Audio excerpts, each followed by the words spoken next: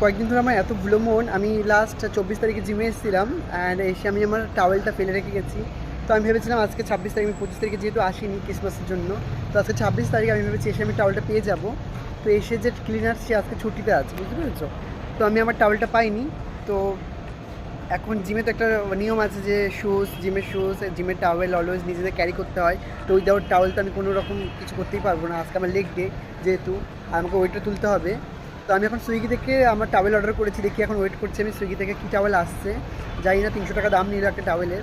তো দেখা যাক, আমি জাস্ট ওয়েট করে আছি। এই দেখো রেডি হয়ে আছি ওয়ার্কআউটের জন্য, আর আমি টাওয়েলের জন্য ওয়ার্কআউট করতে পারছি না। তো চলো টাওয়েলটা আসলে তোমাদের সঙ্গে শেয়ার করবো।